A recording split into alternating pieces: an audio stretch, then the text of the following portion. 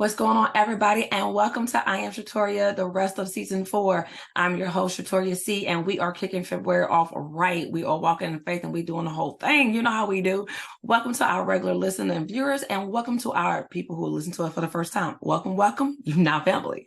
Hey, we're kicking February off right with us living out in faith and doing things a lot bigger and a lot different. So I want you to prepare yourself for what you guys are about to see, hear, and sit back and chill and watch, all right? What's going on, everybody? And welcome to I Am Shatoria, the rest of season 4. I'm your host, Shatoria C, and we are kicking February off right. We are walking in faith and we doing the whole thing. You know how we do. Welcome to our regular listeners and viewers, and welcome to...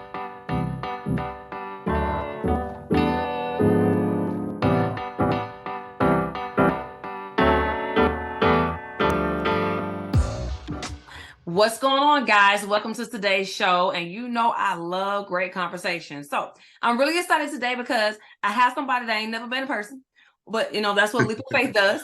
And so social media is a huge platform, and I love it because it allows you to see people who they are, even though some people say people are fake, but it's all good. I like supporting people who are doing things. And so today I'm proud to have a fellow author, but a fellow vet. Joined us all the way from California. So I want you guys to introduce. I won't hold his brunch against him. He's Navy. It's all good. But I want to you guys to give a round of applause. You guys know how we do for Joe McClain. If I said that right. Oh, did I just... Okay, wait, because people be saying it wrong. Okay.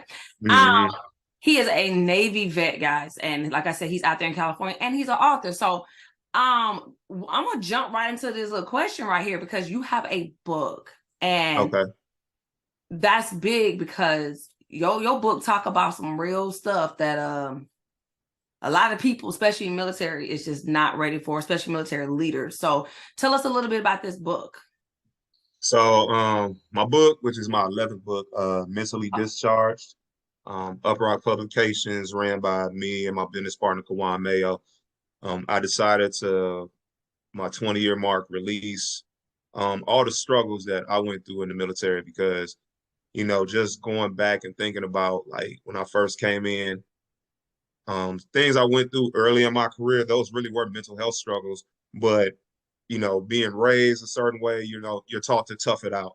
Mental health it was a huge stigma back then where people didn't believe in it. It was just, hey, you going through something, just get through it, you'll be fine. So just getting older, getting wiser, I decided to write about a lot of the stuff I've been through, i.e., my heart attack when I was on deployment, heart surgeries, attempted suicide, the suicide of a good friend of mine, my first initial reaction when I went to boot camp, first duty station, flying out to the Persian Gulf. I wrote and touched on a lot of it. Also, I touched on a lot outside the military because what a lot of people forget is that we're humans too. So once we take the uniform off, we go home to our wives, our kids, families, and even just if we're by ourselves, it's just getting out of that military realm. So I just touched on all of it and hoping that it relates.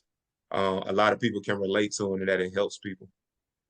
I love how messed me up there. Okay, I'm in my emotions. So I love how you talked about the complexity of mental illness and everything like that and how we raise, because even I wrote that in my book. And a lot of people's like, ooh, why'd you write that? Because it's something that is not talked about. And unfortunately, it's not talked about in our community. Therapy is not talked about. Yeah. I have a friend, she's about to broadcast her shirt that says therapy is not just for white people. And it's a true statement. And I love everything about that because, like you said, I came in almost 21 years ago and you didn't go to behavioral health. That's just not what you did. You just didn't go there. And now I'm glad to see that a lot of people is utilizing it. I'm glad to see a lot of people are touching it. And I'm glad to see a Black man writing it. I think that speaks volumes of beyond words because, you have a lot of young Black men coming in the military now. And they got this stigma of what the military is, fast cars, women, and everything else.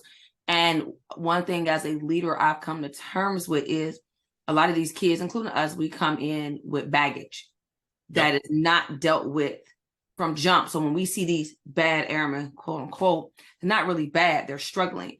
And honestly, I see a lot of me when I see a lot of airmen. I see me when I first came in. I'm like, I did that. Exactly. So I appreciate that candid notion, because these are things that are not talked about. So I really appreciate the openness of that book, and I definitely want to make sure that book gets out there, get broadcasted every way. I think that some type of that book needs to be among reading groups and everything, men stuff. So I really, I'm feeling that. Now with your writings, how does that? Because first of all, let's stop. Time out. Let me roll back, because I heard the word 11 books. Yeah. So this is your 11. So tell me about the other 10, because I'm tracking one. But first of all, good. Whoo, I'm trying to be like you when I grow up. So what other books have you written and what they've been about?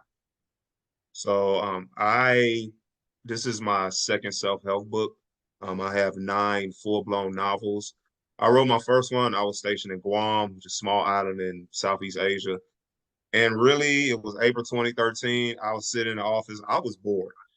And I seen a contest online say you can write 30 poems in 30 days or write 1,600 words a day. So that's what I did. It ended up being the writer's block.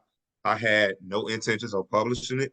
I sent it to one of my friends in San Diego who's a DJ. He was like, yo, I got this independent publisher homeboy. I think you need to publish this. So me and Kawan met up. He liked the story. We agreed on some contract stuff, and there it was with the writer's block. And I sold 33 copies. I was happy because to me, I said, okay, I wrote this one book. I can say I wrote a book and I'm done. And then one day I just said, well, let me try it again. And then I wrote Bandages, and it ended up going #1 on Amazon. And then that's when I said, you know what, I might have something here. And so from there, um, we did 8 more books until we got to this one, number 11. So that's I mean, basically how it happened. you out here writing about leadership.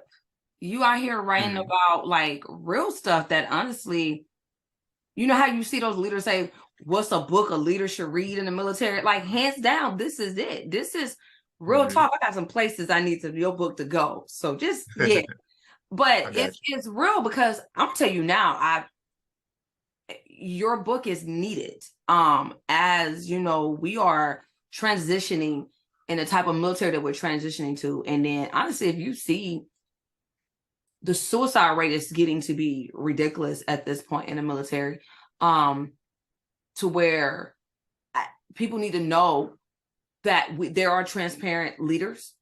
It's okay to you. be transparent. It's okay to be absolutely honest. It's okay to just say, hey, I'm sick of this. I'm tired of this. And all, it's okay, without feeling the pressure of, no, it's not okay.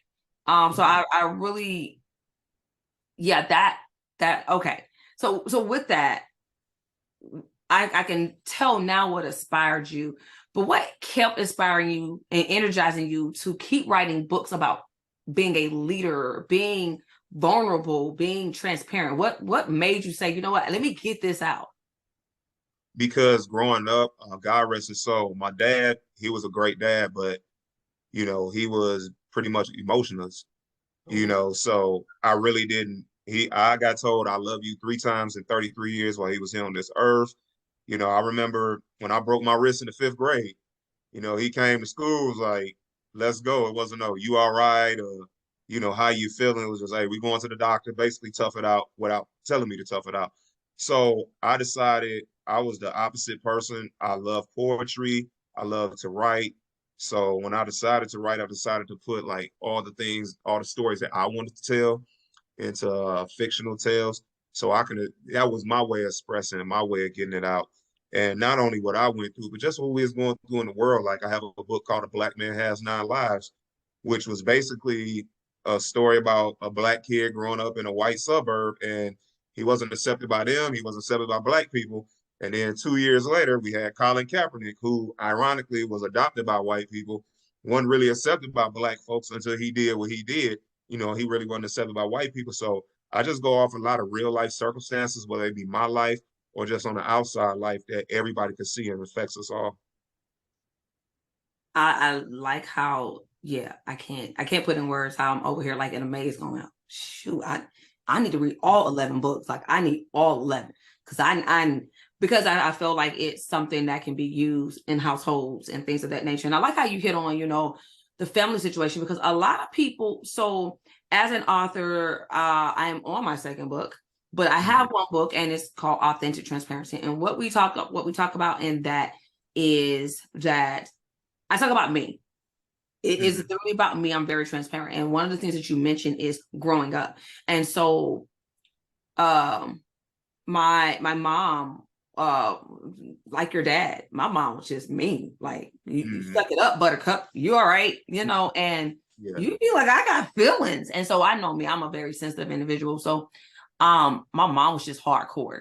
And I'm considered a empath. So I feel everybody's emotions and everything else. It's a lot to take on. And so hearing I love you, what?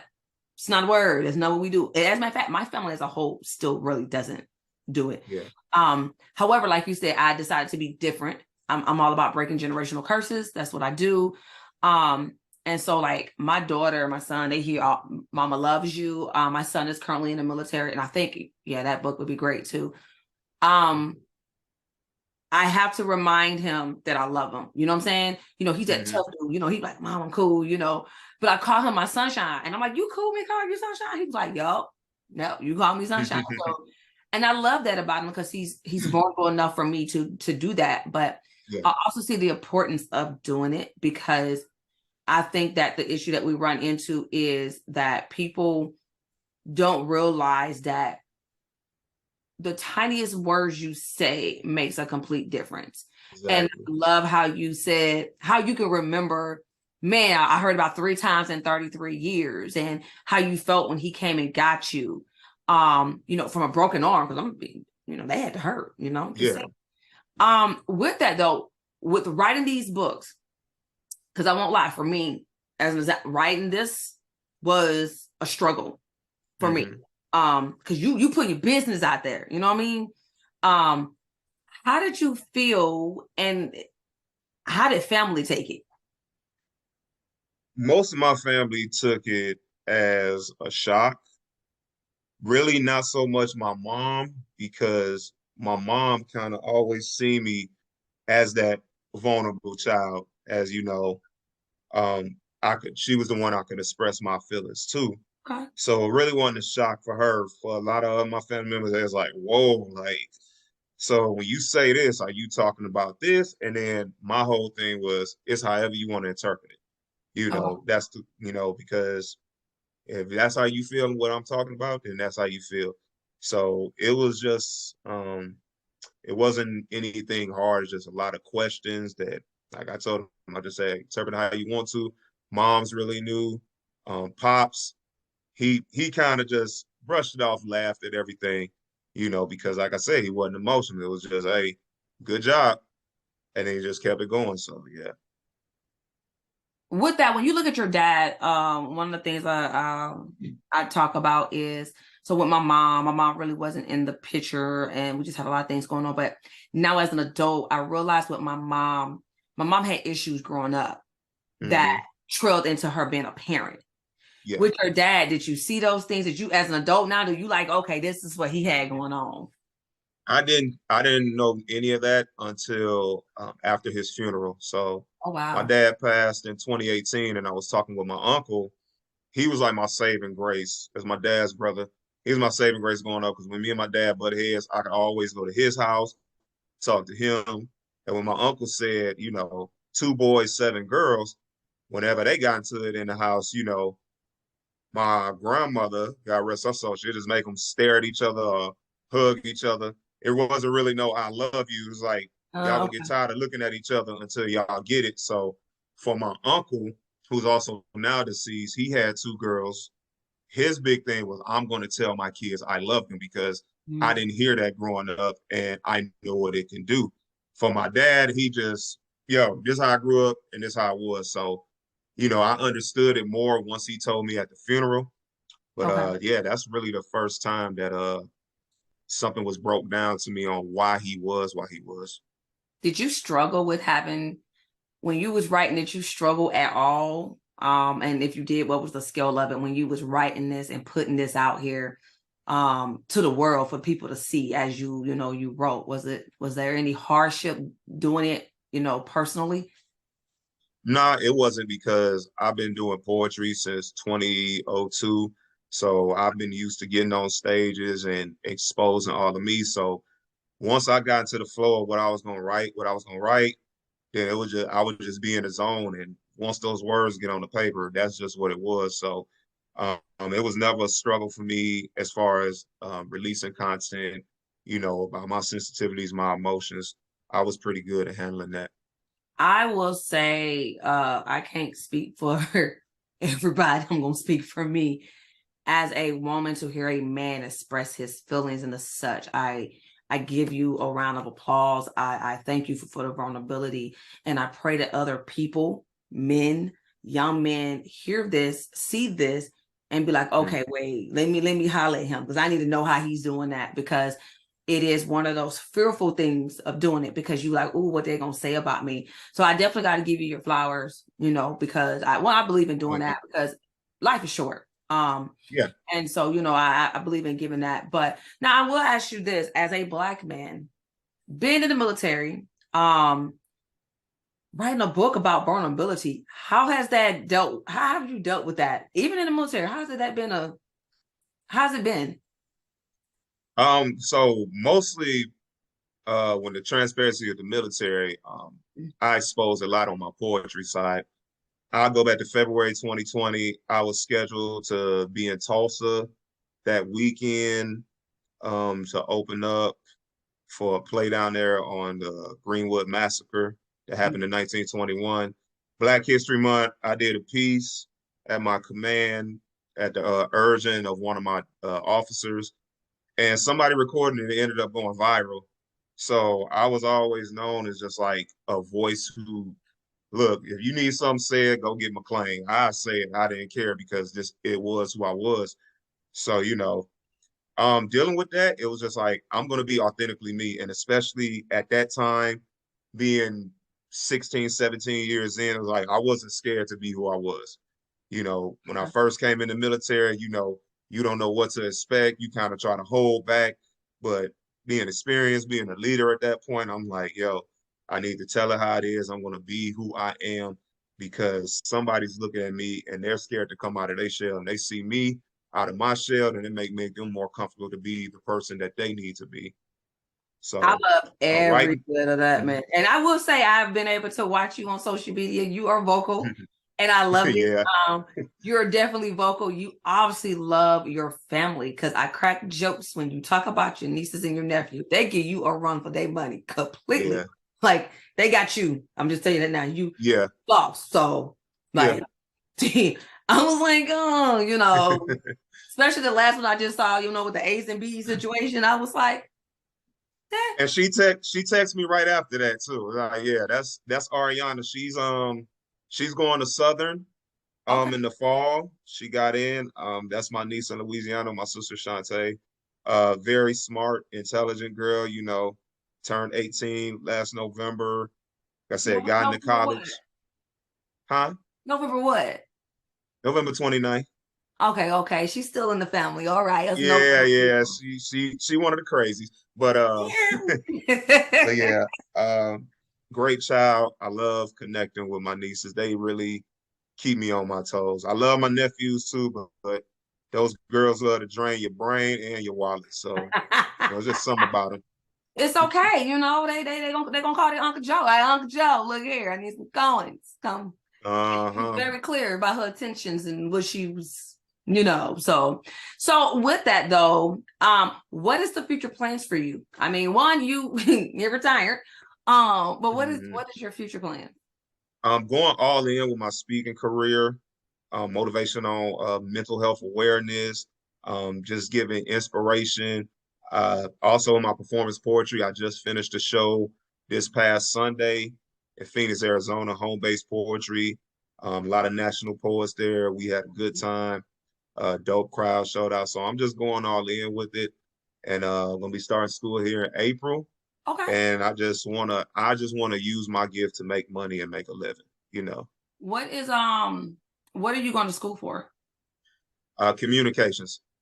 Okay, okay, okay. All right, I see you. And one thing I would say, I love the faith that you're stepping out on with doing the public speaking, and doing that, networking. So, I definitely wish you definitely the success with that. And I'm definitely going to be keep watching. And I know this is not the last time we really gonna have conversation because Yeah. I see where you're going, and I'm definitely want to support in every avenue that I can get. With that, what is some things on another note? What are some things people who are listening and watching can know about Joe? Know about Joe. Oh my Joe. I'm a tattoo connoisseur. I am pretty much covered my whole upper torso. I think I got some spot on my left rib left. Um, my whole back, my whole back is a piece dedicated to Black Wall Street. It took 30 Wow. hours in 4 different sessions, so that's my favorite piece. None about Joe. I love burritos. I love Mexican food. I am a Mexican food connoisseur. But you in Cali Um, though. oh yeah, I mean, yeah, that's how I just fell in love with it when I got out here. So, Okay. one of craziest thing about Joe, I love Hallmark films. I watch the new Hallmark film every Saturday night. During the countdown to Christmas, I literally would sit in this house and I would watch them all day. I'm a Hallmark dude with tattoos. I know it's the weirdest thing ever, but those are just some things about Joe. And I love nature. I love outdoors. I was at the museums before I came home to get on the interview with you. I'm gonna ask you a question because I have viewers so they can know. Is Yeah. Joe single? So because I know questions gonna come in. You said, is Joe single? Joe single. Joe right now is in the midst of talking and engaging with a young lady. Okay. We were actually together in Phoenix for my show. So is anything an So official title yet? No, but just put it like ladies, this. Somebody to put their give them a minute, yeah, ladies. Give them a second. We'll see. somebody put their application in. So, right now I'm reviewing the application. Well, with that, tell people how they can actually contact you. They can contact me through my website, www.joemacspeaks.com. Instagram at artist Joe Mac. Facebook at my government name, Joe McClain Jr. That's pretty much the easiest way to get in contact with me. Go through the website and I hit you back, not even within a day, probably within a few hours. Well, I definitely so appreciate you coming on and hanging out with me for a little bit, being out here busy. 'Cause like Yeah. you said, I saw you online. You traveling, you hitting these streets. I'm trying to be like you when I grow up. But with that, I definitely want to thank you for your time and your patience and everything else. And to all my listeners and our viewers, thank you again for hitting us up for another moment with I Am Shatoria. You guys know how to contact me, iamshatoria.com. And also, you guys are tracking. We got so many events, so many things going on this year to where it is crazy. March will be our first workshop where we're talking about faith. So we got 4 workshops this year. So definitely get your seats as we go on with my special guest, Candace Woods from my hometown, Greensboro, Georgia. She's bringing it in. And also prepare yourselves for I Am Forgiveness to Freedom retreat is coming back. So it will be in Oklahoma City this time. We're looking for our vendors, and I am super excited what 2023 is holding. So again, this not be the last time you see Mr. Joe. Promise you're gonna see him some other places. I promise you that. But in the meantime, go check out his website, get his book, check my handle. You will see all his information there. And again, you already know I'm giving out all my wonderful information. So iamshatoria.com. You guys know we live fearlessly and we walk with a whole lot of faith. Thank you guys for joining, and you guys have a blessed night. I am a co-author in the new anthology, Women with Unshakable Faith. If you desire to have your name listed in my book as a sponsor, well then come on and reserve your spot to be reminded to get your book starting February 17th through the 19th.